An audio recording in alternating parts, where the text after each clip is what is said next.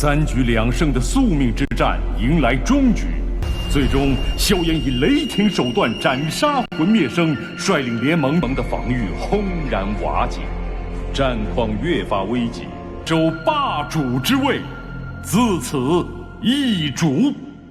Lúc này, sau khi bị cái đuôi rắn đập bay ra xa, chỉ thấy Hoàng Thiên lồm cồm bò dậy từ mặt đất với bộ dáng vô cùng thê thảm.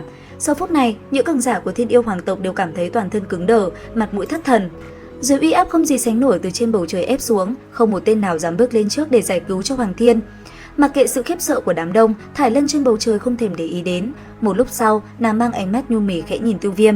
Nhìn thấy nụ cười rực rỡ của Thải Lân, Tiêu Viêm thoáng hoảng hốt một lát rồi mới khôi phục bình thường. Hắn khẽ cười, cất giọng đầy vui vẻ. Cô bế quan xong rồi sao? Đáp lại, Thải Lân mỉm cười dịu dàng gật nhẹ đầu. Đôi mắt nhỏ hút hồn đảo qua người Tiêu Viêm, đôi lông mày cong vút như vầng trăng khẽ nhíu lại hỏi: thực lực của ngươi lại tăng lên không ít, ta làm sao so sánh với cô được? Nói rồi, Tiêu Viêm khẽ lắc cái đầu vẻ ngượng ngùng. Đúng lúc đó, Thải Lân đã bước nhẹ nhàng đi tới gần. Nàng chớp chớp mi, bàn tay mảnh khảnh bất ngờ điểm nhanh như chớp về phía hắn, đầu ngón tay cửu thải quang mang ẩn hiện luồng năng lượng kỳ dị. Thấy vậy, Tiêu Viêm cười nhẹ, hắn nắm chặt tay phóng hỏa diễm màu phấn hồng ra đỡ, bàn tay của Thải Lân liền dừng lại ở phía ngoài hỏa diễm. Đến đây, Mị Độ Toa mới lườm nhẹ, trong lòng thoáng chút tiếc hận nói: còn tưởng rằng lần này xuất quan có thể vượt qua được ngươi. Nghe vậy, Tiêu Viêm gãi đầu đáp: tốt rồi, không nghĩ ngợi lung tung nữa, thực lực hiện tại của cô đã đến mức nào rồi? Có lẽ là tứ tinh đấu thánh. Hình như lực đạo của một kích kia không giống như là công kích mà tứ tinh đấu thánh có thể thi triển ra. Đó là do ta mượn ngoại lực. Nói rồi, Thải Lân không chút giấu giếm, bước lại gần rồi nâng tay lên để lộ ấn ký thất thải xà vân dài hẹp chạy dọc theo cổ tay. Thấy thế, Tiêu Viêm nắm lấy tay Thải Lân, nhẹ nhàng sờ cái ấn ký. Một lúc sau, hắn giật mình phát hiện đây chính là thất thải thu thiên mạng chân chính. Nhìn hắn, Thải Lân mới chậm rãi giải thích: dưới đáy của Cửu U Hoàng Tuyền ẩn giấu sao huyệt của thất thải thôn thiên mãng nhất tộc. Tại đó, ta đã lấy được truyền thừa của các vị tiền bối, ta dựa vào lực lượng của bọn họ mới có thể chống lại Hoàng Thiên. Nghe vậy, Tiêu Viêm gật đầu đáp: thì ra là thế, sẽ không có vấn đề gì chứ. Những tiền bối này tuy là tàn hồn nhưng do thiếu hụt linh thức hoàn chỉnh nên từ một góc độ nào đó họ giống như đang bị ta sử dụng vậy. Không ảnh hưởng đến cô là tốt rồi. Sau này có cơ hội, chúng ta sẽ tìm cách chữa trị và bồi bổ linh hồn cho các vị tiền bối. Còn bây giờ, việc cấp bách là phải dẹp loạn phiền toái trước mắt đã. Dứt lời, ánh mắt Tiêu Viêm lập tức lạnh lùng quét về phía ngọn núi đổ nát cách đó không xa. Tại nơi phế tích hoang tàn, Hoàng Thiên đang chật vật run rẩy bò dậy dưới lớp bụi. Thấy thế, Thải Lân sát ý phóng ra, một luồng sát ý ngút trời khóa chặt lấy đối phương. Thấy thế, Hoàng Thiên lau đi huyết sắc trên khóe miệng lẩm bẩm: nếu sớm biết nữ nhân của tên Tiêu Viêm này là Cửu thải thôn thiên mãng thì bổn vương có điên mới thò chân vào vũng nước đục này, thật là xui xẻo. Nhìn hắn như vậy, Tiêu Viêm cười nói: ha ha, Hoàng Thiên tộc trưởng, người hiện tại có còn ý định tiếp tục bắt người nữa không? Tiêu Viêm, lần này bổn vương thua. Hoàng Thiên, ngươi không phải ngây thơ đến mức nghĩ rằng chỉ cần một câu nhận thua là có thể phủi mông đi thẳng đi chứ? Lời Tiêu Viêm vừa dứt, bên cạnh Thải Lân đột nhiên quyết đoán quát: lấy mạng hắn. Lời cần nói bổn vương đã nói, nhưng nhận thua không có nghĩa là bổn vương sợ các ngươi. Tuy hai người liên thủ thì bổn vương đánh không lại, nhưng nếu ép bổn vương phải liều mạng, ít nhất bổn vương cũng kéo theo được một người làm đệm lưng chôn cùng. Nghe thế, Tiêu Viêm ngưng tụ dị hỏa thành thực chất, mà cửu thải quang mang quanh thân Thải Lân cũng một lần nữa dục dịch bùng phát.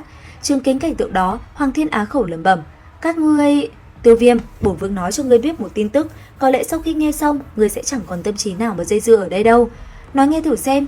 Ngươi không cảm thấy kỳ quái sao? Vì sao bổn vương không chọn lúc khác, lại cứ nhắm đúng thời điểm này để hương sư động chúng kéo quân tới đây? Vì sao?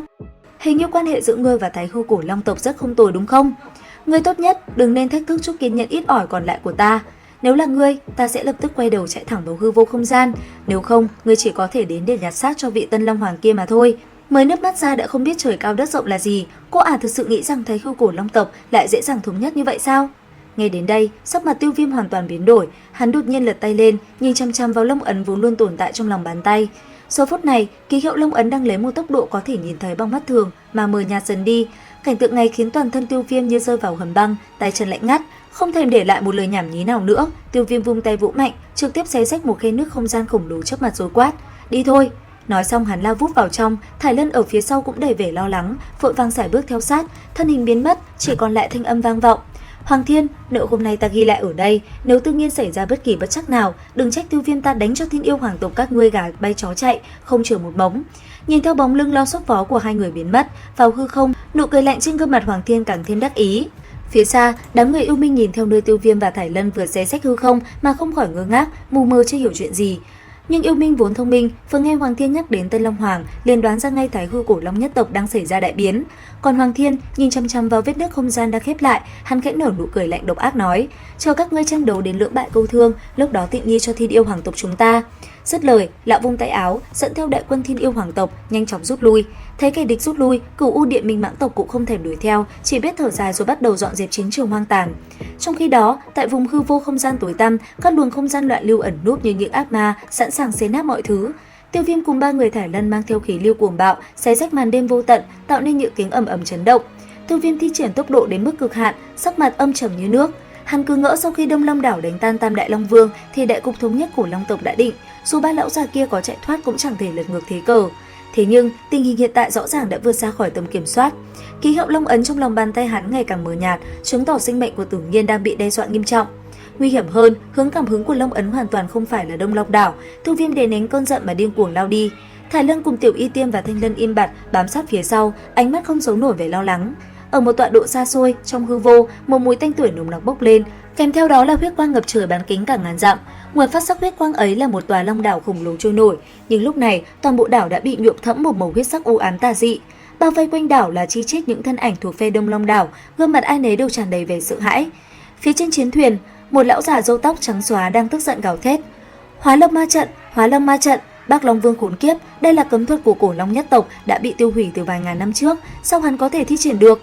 Năm đó, người trông giữ bí thuật của tộc ta chính là ông cố của Bắc Long Vương. Hóa Long ma trận tuy danh nghĩa là bị tiêu hủy, nhưng xem ra lão giả đó đã âm thầm giữ lại cho con cháu. Cùng lúc này, sau khi cắn nuốt một lượng lớn huyết mạch đồng tộc, thực lực của Bắc Long Vương đã bạo tăng đến một cảnh giới vô cùng kinh hoàng. Bất ngờ hắn nhìn Tử Nghiên nói: "Bé con chưa dứt sữa, bổn vương vốn định cho ngươi sống thêm vài ngày, không ngờ ngươi lại tự dẫn người tới nộp mạng. Cũng tốt, ta đang lo không đủ tế phẩm, chỉ cần cắn nuốt thêm ngươi, huyết mạch của bổn vương sẽ vượt qua tất cả các tiền nhân. Đến lúc đó, ta chính là đệ nhất tổ của Thái Hư Cổ Long tộc." Thanh âm vừa dứt, một luồng năng lượng ba động kinh khủng càn quét ra ngoài, hai bóng người đang kịch liệt giao thủ bên trong khiến huyết vụ bị đánh tan tác, lộ ra tình thế vô cùng nguy ngập của Tử Nghiên trước mắt mọi người. Tình cảnh của Tử Nghiên lúc này vô cùng nguy ngập, gương mặt nàng tái nhợt, hơi thở nặng nề và dồn dập. Thanh Đồ Long kiếm dù đã được triệu hoán nhưng trước sức mạnh tà dị của kẻ thù, uy lực của thần vật này đã bị giảm đi rất nhiều. Đối thủ trước mặt nàng lúc này không còn là một nhân loại hay tộc nhân cổ long bình thường, mà là một quái vật huyết ảnh ba mặt vô cùng tởm lợm. Thân hình gã hộ pháp khổng lồ, xác thịt không ngừng ngọ nguậy, máu tươi túa ra từ lỗ chân lông. Đáng sợ nhất là trên cùng một cái đầu lại có đến 3 gương mặt: Tây Long Vương, Nam Long Vương và Bắc Long Vương. 6 con mắt đỏ quạch như dã thú, tay gã lăm lăm thanh cự kiếm ngưng tụ từ chất lỏng màu vàng, pha lẫn máu tanh, điên cuồng oanh kích bóc nghẹt Tử Nghiên trong từng chiêu thức. Tử Nghiên vừa chống đỡ vừa phẫn nộ mắng nhiếc: "Bắc Long Vương, ngươi là đồ súc sinh! Ngay cả Tây Long Vương và Nam Long Vương là đồng minh mà ngươi cũng không buông tha, lại cắn nuốt bọn họ để biến thành quái vật thế này." Bắc Long Vương cười quái dị, khuôn mặt gã trên đầu quái vật vặn vẹo đầy đắc ý, liên tục vung kiếm tạo ra những luồng kình phong xé rách không gian nói: "Khắc khắc, hai tên phế vật đó bị ngươi đánh trọng thương, giữ lại cũng chẳng làm nên trò chống gì. Bản vương ăn thân xác bọn chúng, nhưng bù lại sẽ giúp bọn chúng báo thù." Nhờ nuốt chửng hai vị Long Vương và tế luyện hàng vạn tộc nhân trong Hóa Long ma trận, thực lực của Bắc Long Vương đã bạo tăng kinh khủng. Nếu không vì kiêng dè Đồ Long kiếm, Tử Nghiên đã sớm bị hắn lấy mạng.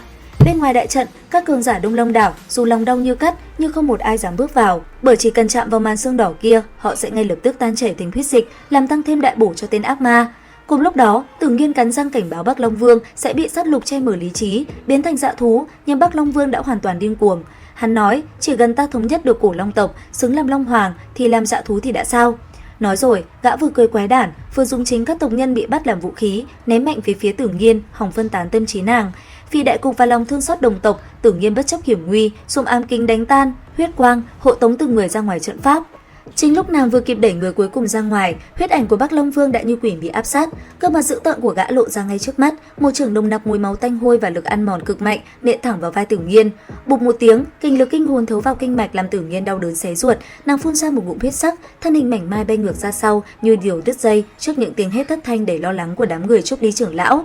Làm xong, Bắc Long Vương cười điên dại nói: "Hết thủy đã kết thúc, vương giả của Thái Hư Cổ Long nhất tộc."